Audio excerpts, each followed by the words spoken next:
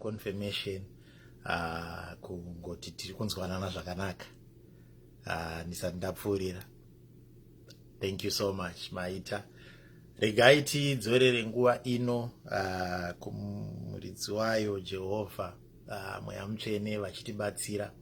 Ndoda kutenda zvikuru kuva pano paplatform yeLeeds UMC. Ndofunga kechipiri kandinofunga kuti hakasike kupedzisira zvichida rimwe ramazuva. Ndinofunga kuti kana tichizenge tadzokazve ikoko tichaita kupafamba netsoka tichisvikapo Mwari vachiita zvakanaka. I also want to thank Baba Mutepfa netimu yose. Ndinopa ruremekedzo kuna DS nerukoko rwakauya. Ndoda kupa ruremekedzo zvekare kuhama dzose dziri pano, vamwe vari kubva mumaplatforms edu akasiyana siyana, nehama dzepaLeeds vari pano, neutungamiri hwese Magosa. Tinoda kupa ruremekedzo kwamuri. Vaimbi Kate Chenai tava nenguva tichionana. Ushumiri hwavo uri kusvika kunzvimbo dzakakura, nzvimbo dzakawanda.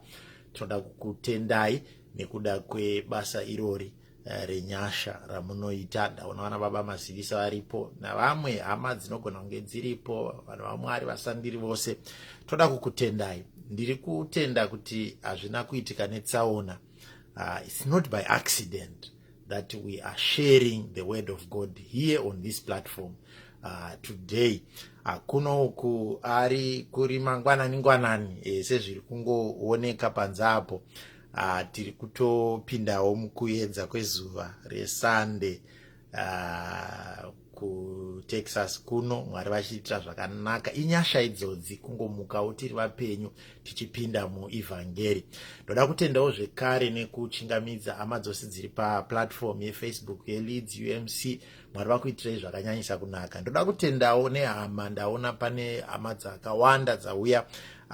Ndiri kutoona dziri kuungana, dziri kuwanda, dzava kutopfuura kuma40-50. Vamwe vachiri kuuya paFacebook platform yedu zvekare. Regai ndikuchingamidzei.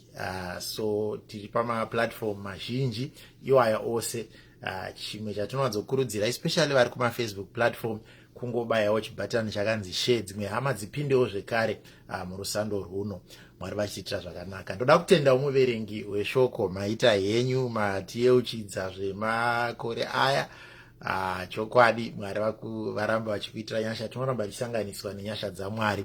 Kune vazopinda izvozvi pachikamu chino zvikuru sei vari kuFacebook platform yedu, taverenga kubva kuna 2 Kings chapter number 13 verses number 20 kusvika 21. 2 Kings 13 verse 20 kusvika 21 handichaiverenga nokuti yaverengwa. Tikaverengazve kubva kuna John chapter number 2 verse number 1 kusvika verse number 5. Toda kutenda Mwari neshoko iroro John 2 verse 1 kusvika pa5. Regai ndiite kuti zvinyatsooneka zvakanaka pano, tivhare apa. Mwari vachiitira zvakanaka. Ndinofunga kuti picture dzedu dzamirawo zvakanaka. May God bless you all. I've seen people from all over. Tanzwa vari kuAustralia, tanzwa vari kuAmerica, vamwe vari kuCanada, vamwe vari kuUK, vamwe vari kuZimbabwe, Africa, South Africa. Mwari vakuitirei nyasha dzakakura. Musoro watiri kufamba nawo ndisati ndanamata pano zvekare unoti dzimwe crisis dziri kukuswededza kumiracle yako. Dzimwe crisis dziri kukuswededza kumiracle yako. Ndoda kuti ndikupei kwaziso ndisati ndanamata inobvawo kumhuri yangu amai Chivaviro vari pano pamwe chete nevana Tinashe naMunashe. Mwari vakuitireiwo zvakanaka nerutsigiro rwekumuka mangwanani akadai kugadzirirwa kuti rusando rwuno rugone kuitika. Mwari vachiitira zvakanaka. Hope kwese kwatiri we are loud and clear. Regai ndinamate. Baba, ndakutendai munguva idzo dzamangwanani ano, zvichida masikati kune dzimwe nzvimbo vamwe vatosvikawo munguva dzamanheru. Ndinoda kukutendai nekuda kwenyasha dzenyu neplatform ino kushumira zvekare iyi evhangeri. Chandakukumbira Baba wana masimba ose kudururwa kwesimba ramweya anoera, kuti iye pachake ataure kuvanhu venyu. Mazvita Baba wana masimba ose, muzita raBaba Mwanakomana naMweya Mutsvene. Amen. regai nditende ndima yatinayo pano iri kutaura nyaya dzemacrisis. Kazhinji tikasimudza nyaya dzemacrisis hana dzinenge dzinovhunduka, hanzi vanhu vanovhunduka ka nekuti pakutaurwa zvekuti vakomana machallenji aya, macrisis aya, zvinhu zviri kunetsa, zvinhu zviri kubata upenyu hwevanhu, zvinhu zviri kuvhiringidza vanhu kunzvimbo dzavari kwakasiyana siyana, nhamo, matambudziko ouya paupenyu. Mubvunzo unouya kuti nhai munhu waMwari, ndingaita sei kuti ndibude mudambudziko rangu? Munhu waMwari obva apiwa soko renguva dzino kana munguva ino, musizini ino, rinoti crisis iyoyo kana dzimwe dzemacrisis atiri kusangana nawo dziri kuitirwa kuti swededza pedyo neminana yedu. Munhu anogona kuvhunduka kuti nhai munhu waMwari, saka muri kuti macrisis oramba aripo here? Zvoitika here? Sitiri kuda kunamatira kuti zvibviswe. Maitiro aMwari nemaitiro evanhu anosiyana, marongero aMwari nemarongero evanhu anosiyana. Regai nditange neyataverenga kubhuku ya2 Kings. Panapa ndoda kuti tinyatsoibata zvakanaka, tisingamhanyi zvishoma nezvishoma. Paitika nyaya yekufa kwaElisha. Elisha afa, bhaibheri riri kuti wakavigwa. Avigwa ndobva paitikawo rimwe zuva, yatovawo imwe nguva zvichida Elisha atoora, because pakutaurwa nyaya yemapfupa, kureva kuti nyama hapasisina, magonye dzaita basa zvese zvinodya muchenje nechii, kwasara mapfupa, kureva kuti atova makore aya Elisha avigwa. Now ndobva paitika umwewo akafa, and the Bible is saying pavakanga vachida kunoviga murume uyu pakaitika chimwe chinhu, kureva kuti akaendeswa kunzvimbo yekuvigwa, nokuti ndo kune guva raElisha, kureva kuti kunzvimbo yamakuva. Vaenda kunzvimbo yamakuva. Crisis yedu yanhasi haisi pakuvigwa kwake, ichabuda mai manje ipapa. Vaenda kunzvimbo yamakuva kwavanoenda kunomuviga. The Bible is saying pakasumuka ruzha rwakabva nechekune rimwe rutivi. Vanhu vakati bata chichi manya chichi kuitika panapa. VaMoabhu vasumuka nekokoko, kureva kuti vakanga vari vanhu vakagara vachiatakwa nemaMoabites avari maIsraelites. Hondo yasumuka yaMoabhu, runyere kupe rwasvika kuti vaMoabhu vakusvika kunoku. Varume ava vakati kuti tichiramba tichichera zvichida guva rangasati racherwa, nokuti pari kunzi panguva iyoyo vakabva vangosumuka kuti vatize, ndokutora murume uya ndokumukanda muguva raElisha, kureva kuti pakangovhurwa quickly, nekuti apa panga paine mabwiro. Ndinofunga nesystem yekuIsrael yekuti panotorwa matombo pongovharwa podi, vakangokudubura matombo nobva vangokanda munhu imomo makanga makavigwa Elisha the prophet. Crisis yavo yakakonzeresa kuti varegedze kuchichera kana kugadzirira munhu guva rake, vamukande muguva remumwe. Hallelujah. Pavari kumukanda muguva remumwe raElisha, the Bible is saying ipapo achikandwa paakanogumana namapfupa aElisha, murume wakawana upenyu. Chizoro chakanga chiri pana Elisha, kureva kuti hachina kufa paakafa, nemapfupa ake akaramba akazodzwa. Paakanoguma murume uyu, murume ndokuwana upenyu, kureva kuti kana mhondo yaMoabhu yakanga ichibva nekuku, vanhu vachimhanya vachiti bata vachitiza, zvinoreva kuti paakanodaiwo naiyewo ari kutocheuka achitopepuka kuti chichiri kuitika, achisumukawo muguva imomo, ari kusumukawo achitizawo pamwe chete nevamwe. Kureva kuti tanga tiine crisis yekunge tiine chitunha chatiinacho toiga kupi, but patanochikanda, pachanogumana nemapfupa emunhu waMwari, paitika munana wakonzeresa kuti tichitotizawo kudaro nevakanga vakafa vakutotizawo nesu. Ndio munana wakaitika kuna 2 Kings. Ndobva taenda kubhuku yaJohani, ndokusangana naJesu waenda navadzidzi vake pamuchato, nzvimbo yainzi Kana reGarirea. One day naamai munguva dzokushanya muIsraeri takasvikawo ipapo tikanamatirawo dzimwe nyasha. pamuchato wekana, panzvimbo yekana pakaitikira muchato, kureva kuti inzvimbo dziriko. Ndokusvika panguva yakanzi waini yakapera, paita crisis yekupera kwewaini. Amai vaJesu Maria ndokusvika zvikanzi ndo nyaya iri panapa, paita crisis, mutambo kuti ufambire mberi panoda kunge paine waini iripo. Asi zvaakuitika pano ndezvekuti hapasisina chunhu. Jesu ndokuti nguva yangu haisati yakwana, musadaro mai. Asi Maria achiziva zvinogoneka kuitwa naJesu nekuti paita crisis, unoti kuvadzidzi zvaanenge akuudzai chiitai saizvozvo. Now, ndo painosvika palevel yokuti crisis yakonzeresa kuti Jesu unoti torai mvura mudire mumakate. Makate achidirwa mvura, Jesu ndokuita zvaakaita, mvura ikanzi chicherai chendai munopa vanhu. Pane kuti vanwe mvura, vakatanga kunwa waini. Ndo pavataura kuti iyi yerudzi urwu kuti hatisatamboiwana. Manakiro ayo yakapfuura yokutanga. Zvinosiitika pamichato mizhinji ndezvekuti munhu unotanga kupa waini inonaka first, kana yapera kozongonzi chero yese yasara. But uyu akutipa inonaka pokupedzisira. Chii chiri kuitika? Kureva kuti havana kutoziva kuti kwaitika chimwe chinhu kuseri. Ivo vari kutofunga kuti is the host who is supplying. Now ndo pane nyaya yedu. Ipapa tikapapedza tonamata, todzokera mudzimba, todzokera mabasa. Miracle iri kuuya nekuda kwekuti paitika crisis. Kureva kuti dai waini isina kupera, hapaigona kuzikanwa Israeri yese kana kuzikanwa even isusu tichinamata kuti kuna Jesu unoshandura mvura dzichiita waini.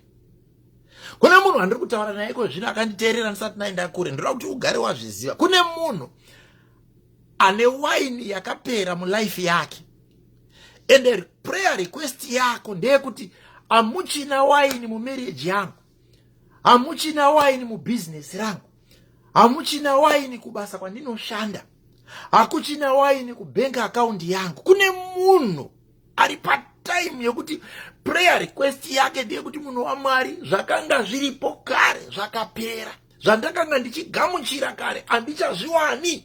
Things that I used to have, things that used to happen, the breakfast that I used to have, the lunches that I used to have, the dinners, even the clothes, handisisina. Kune kwazvakainda zvakapera.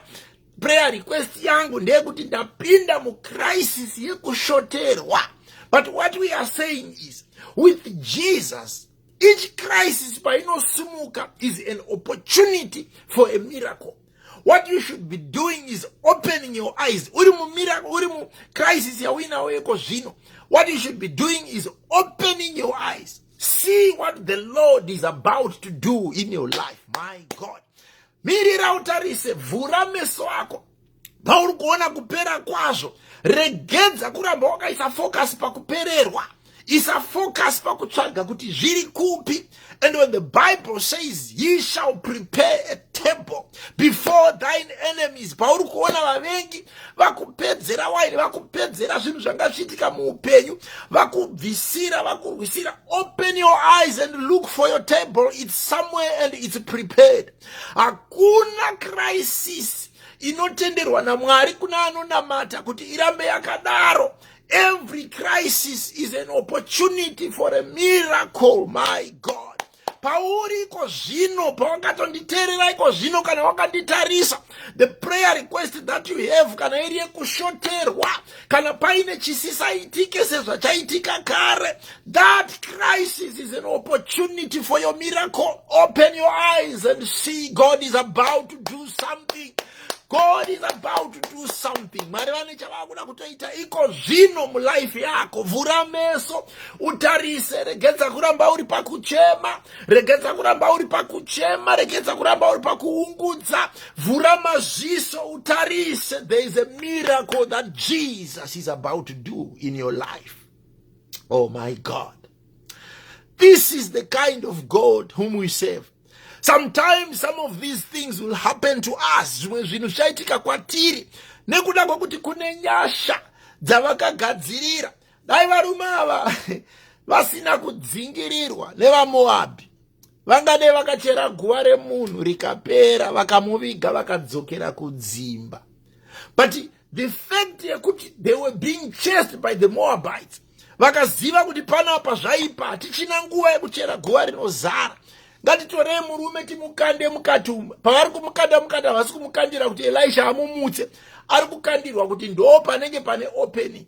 But let me tell you, ipapo pazviri kuitwa nekuti ndo pane opening, ndo pane miracle yako. VaMoabhi vachidzingirira. Ndine munhu akanditeerera iye zvino ari kudzingirirwa nevaMoabhi mulife yake. My God. Iwe uri kufunga kuti uri kuda kugadzirisa zvinhu, ndopaunoona vanhu vachikutevera. Wakamboona kuti pamwe ipapo mari yacho ndopausisina, pamwe ipapo ndopaunoona fizi hadzisi kukwana, pamwe ipapo ndopauri kuona kuti kumusha zvinhu zviri kuda kubatanidzwa hazvisi kukwana. But kune vamwe vanhu vane mweya imwe inoita kunge vanongosundirwa mamheposo ekuti pazvakaoma kudaro ndopauri kuona kuti vamwe vanhu vari kutotadza kutonzwisisa situation yako, ndopavari kupinda mulife yako vachitokonzera nyonga.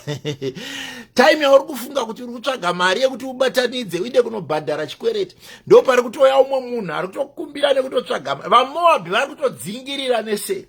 Ndo time iri kusimudzwa mamhepo emashoko mumusha. Time yauri kufunga kuti iwe uri busy kuda kugadzira life yako kuti zvinhu zviendeke, ari kumusha umwe ndopari kusimudzawo mamhepo mulife yako nekutaura maaccusations, mwari false nezvimwe zvakadaro. Une vaMoabhi vari kutevera mumashure mako. Panguva dzakadaro vazhinji tinoenda pamberi paMwari tinoti, nhai Mwari, hamundioni vanhu havandinzwiri tsitsera, vadi nyamba. What God is setting you up for is a miracle time. It's a miracle opportunity. That crisis yevaMoabhi vari kudzingirira iri kuita kuti utore akaunti yako ikandwe muguva raElisha. My God. Iri kuita kuti utore marriage yako ikandwe muguva raElisha. My God. Iri kuita kuti utore akaunti dzako dzikandwe muguva raElisha. Iri kuita kuti utore business rako rikandwe muguva raElisha. There is a setup for a miracle. Every crisis that is happening to a child of God right now, open your eyes and see God is about to do something. My God. Tina Mwari vanozviita ende tina Mwari vanozvigona. Regedza kutarisa problem wokurumbidza kuneteswa nayo. Vhura maziso utsvage kuti Mwari vari kuda kuti what is God trying to say to me right at this particular time. My God. Unotaura kuti Elisha iyeyu asati afa, pane time yakambosangana ne certain widow anga ari mudzimai womuprofita akanga afa aine zvikwereti. Zvikanzi panapa paita dambudziko, vanhu vakuda kutotora mwana nekuda kwezvikwereti zvakasiyiwa nababa. Paita crisis, but vasangana naElisha. Elisha ndopa akasvika panguva yakati, endai mumaraini mopfuurira mberi nekukwereta kuya, but this time hamuchakwereti mari, endai munokwereta madhiramu ekuisa mafuta, endai munokwereta zvigubhu zvekuisa mafuta. Paita crisis, vasangana nemunhu waMwari. Ndopavanotora madhiramu nechii zvese zvikanzi zvino Elisha wakati mafuta ngaatange kudiwa. Unoona handisi kuda hapaso pane nyaya yedu nhasi, but what I want you to see is the crisis yakanga ine this lady yezvikwereti yakakonzera kuti aone the miracle yokuti kuna Mwari unoti even muzvikwereti unosumudza kubata kwake ukabuda mazviri. As I'm speaking right now, I know I'm talking to somebody who might be sunk deep in death, ane une zvikwereti zvakadzika. But let me tell you, yauri kufunga kuti crisis yoyi, yauri kufunga kuti crisis, pane vakasanganawo nayo, but nekuda kwekusangana nemunhu waMwari, nekuda kweminana yaMwari, vakabuda mumadhetsi, vakabuda muzvikwereti izvozvo nekuda kwenyasha. Kune zvimwe zvangomirira kubata kwaMwari kunoshamisa. Open your eyes, watch, wait, have faith. God is going to take you out of that.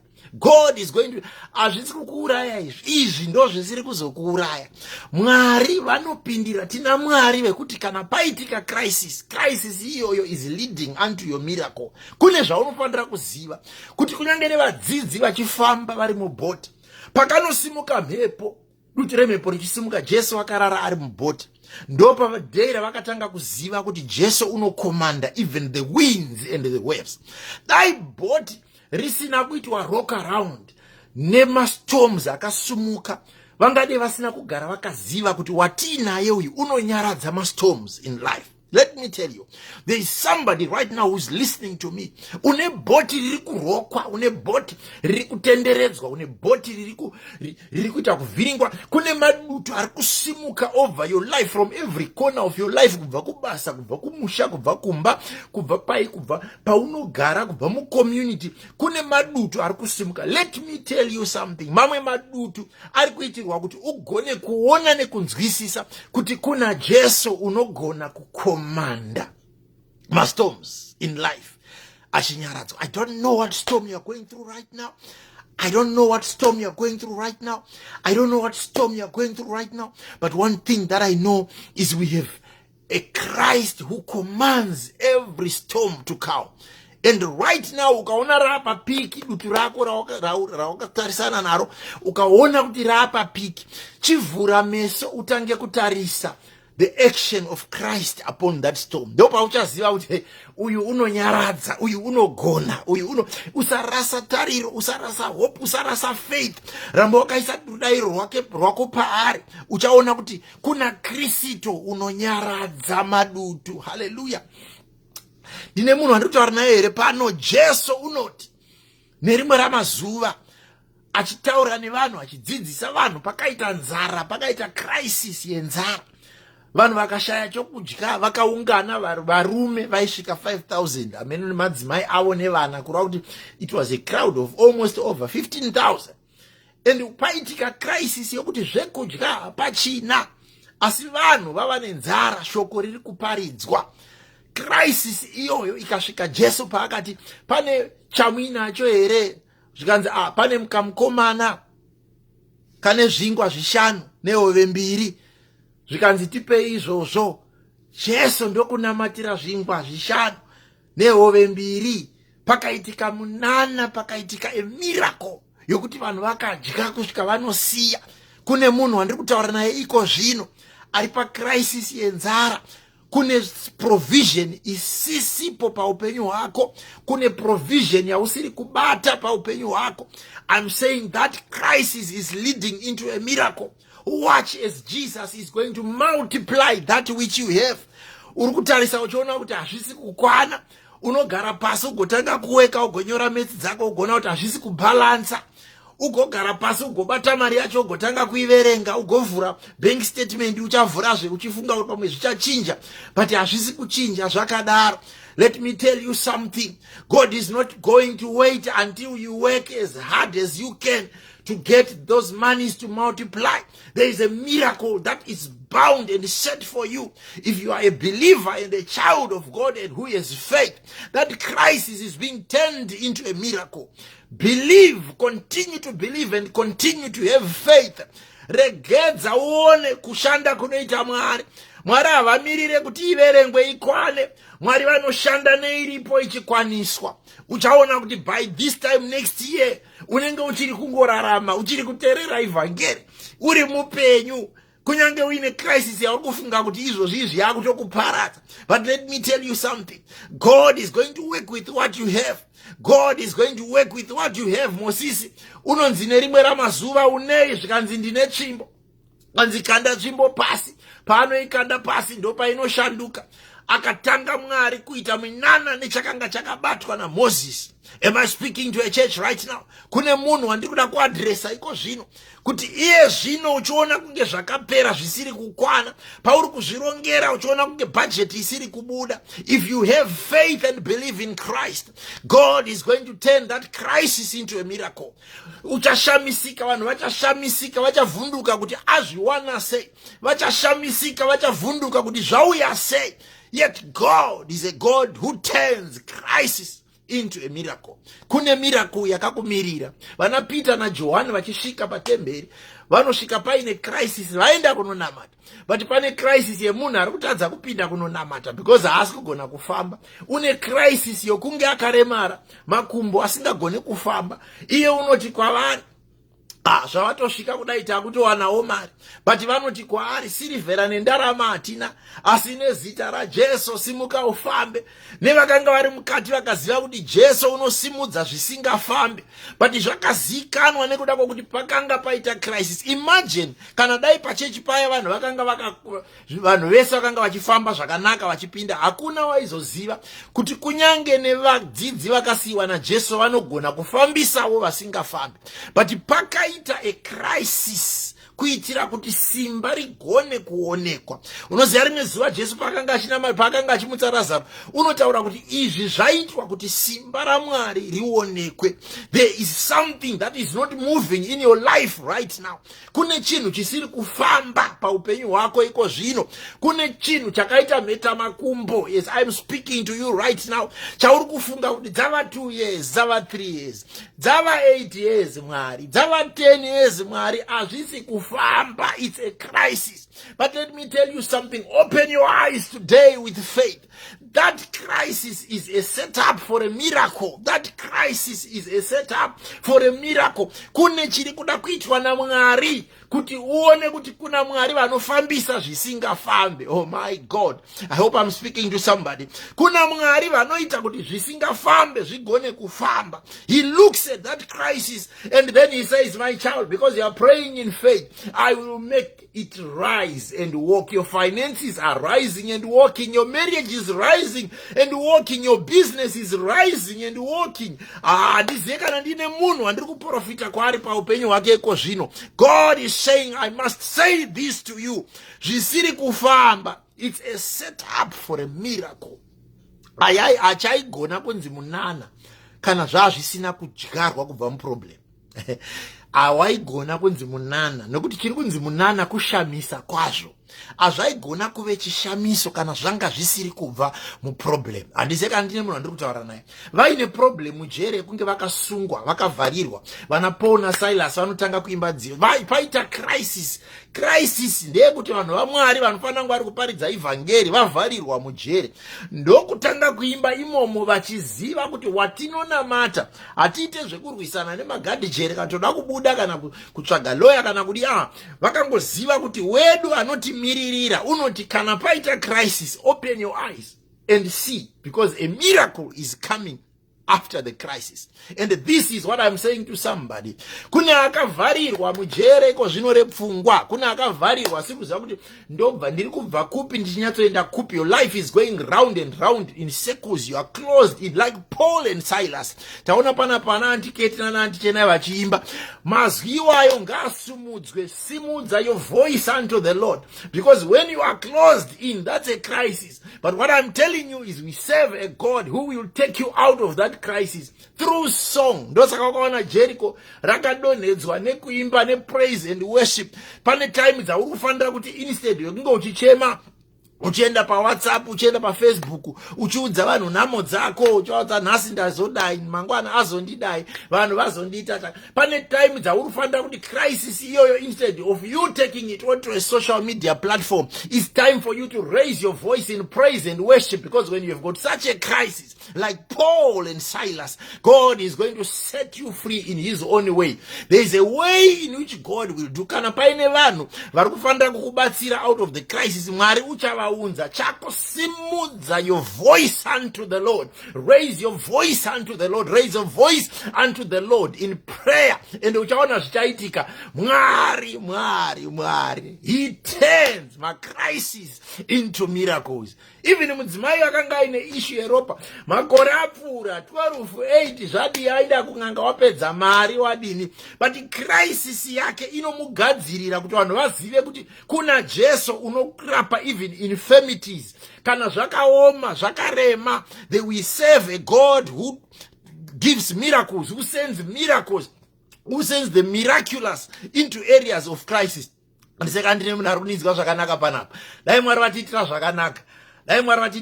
Ndiri kunzwa kuti kune imwe hama yakafanana na Sauro wokuti waita crisis yamadhongi, yekuti tarasikirwa namadhongi pano, but kuti timawane pakuda kuti tomboenda kumunhu waMwari tinobvunza. Vachisvika kumunhu waMwari havasi kuenda kunotsvaga kunonamatirwa kuti vaporeswe, havasi kuenda kunotsvaga kunonamatirwa kuti vaitirwe chimwe chinhu chinoshamisa. Varoda kungoudzwa kuti madhongi avo angawanikwa kupi akarasika. But when he gets there, it's a crisis yekurasika kwamadhongi. But that crisis yekurasika kwamadhongi leads into a miracle yokuti mutsvagi wamadhongi unozodzwa kunzi ndiwe wakuzoita mambo waIsrael. Let me tell you something. You might be here somutsvaki wamadhongi. You might be here because une vamwe madhongi akarasikawo mulife yako. Auri kudawo kunzwa kuti munhu waMwari ndibatsire, hazvisi kunyatsobatana handizive kuti ndepapi patakarasikira, ndepapi pazvakarasikira. But let me tell you something. Ipapo pawauya kuti une madhongi akarasika, in that crisis, amidst that crisis, God wants to anoint you for greatness. There are bigger things that God wants to do in your life. There are people who come to me and say, munhu waMwari ndaita problem yakati ndokumbira kuti mutinamatiro. Ndoba ndavapidza kuma prayer programs totanga kunamata, vamwe into fasting programs totanga kutsanya nekunamata. But through those processes uchaona kuti vazhinji vacho vatori vanhu vari kutodedzwa naMwari to save him. And through that interaction vazhinji vakapedzisira vatori vanhu vaMwari. Vazhinji vakapedzisira vamapastors, vamwe vacho vamabishop, vamadikoni, maapostles.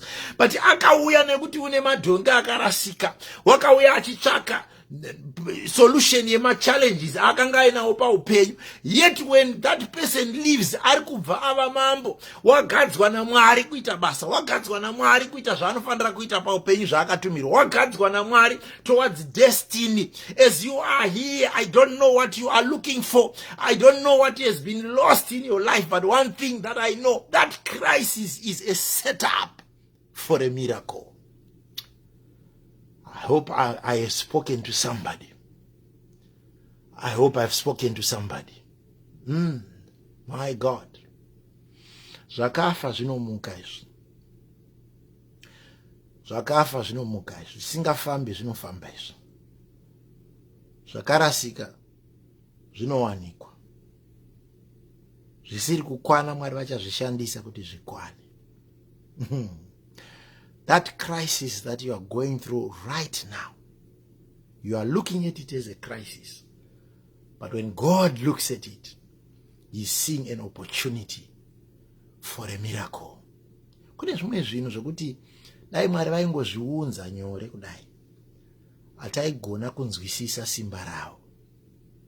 Kune zvimwe zvinhu zvokuti dai zvaingoitika, hataigona kunzwisisa. Vana Legion chaivo nemadhimoni anga ari pavari, vana Bhatimio, neupofu hwanga huri mumhuri, hataigona kunzwisisa kuti kune upofu hunogona kusvinudzwa dai pasina kuita crisis yeupofu. So kune something chiri kutoitika right now chauri kufunga kuti it's a prayer request yaunofanira kuenda nayo, yet it's an opportunity for God to show you what he is able to do. Watch this space. Watch this space. God is about to do something. And when it happens, tikazosangana zvekare, same time next year, same platform. I know the God whom I serve. Ndinoziva zvinoita Mwari wandinoshumira. Tikasangana zvekare, same time next year, same platform. Uchaona Mwari zvavanenge vaita. Ichochi chauri kuchema nacho ichi. If you want, go write down all the things zvauri kuchema nazvo kudai so. After hearing this word, I declare and I decree it upon your life. By the anointing of God upon my life, I declare it and it shall happen. My God, that crisis is being turned into a miracle. Izvo ndakamboparidza yokuti zvimwe zvinhu zvinofanira kutanga zvaitika kuti zvimwe zvigoitika. Kune zvimwe zvinhu zvisingagone kuitika kana zvimwe zvisati zvaitika. Kune vanhu vasingagone kubva mumaarea avanoti macomfort zone. Kune vanhu vasingagone kuona madhoo mamwe akavhurika paupenyu kana Mwari vasati vatanga vavhara mamwe madhoo avari kufunga kuti ndiwo ane masolutions. So when you see people running out of your life, when you see people ignoring you and moving out of your life, and you see a crisis because you have no one except yourself, just know that God is setting you up for a miracle. Mwari vatitire zvakanaka. Mwari vatibatsire. Ini panhasi pandatumwa newandatumwa kwaari ndatopedza. Watondinzwa wanzwa izwi raMwari. Trust God. Trust God. Open your eyes. Watch. See what will happen. Raise your faith and you will see. That crisis is a setup for a miracle. Mwari vatibatsire. Tinamate. Baba, ndakutendai muzita raJesu weNazareta. Avai varanda venyu vanzwa izwi renyu. Taurai kuno mumwe nomumwe. Pindirai kune mumwe nemumwe. Zviratidzei zvamakaita pamuchato wekana, zvamakaita kunyange nemapfupa chaiwo ana Elisha, zvamakaita kunana Paul nana Silas, zvamakaita kunana David, zvamakaita kunana Joseph. Turn that crisis into a miracle, Father. Vanhu venyu vazive kuti mune simba. Vanhu venyu vaone kuti munoshandura masituation nokuti muri Mwari. Mazvita Baba, ndinotenda kuti kune abatsirwa, ndinotenda kuti kuna abatwa nesimba raMweya Mutsvene. Let there be testimonies coming out of this session.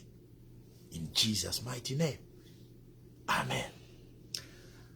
Mwari vatitire zvakanaka. Mwari vatikomborere. Toda kutenda zvikuru nemukana uno. Chikuru chandiri kuda kuti chero zvimwe zvese ukakanganwa. Just remember that crisis is a setup for your miracle.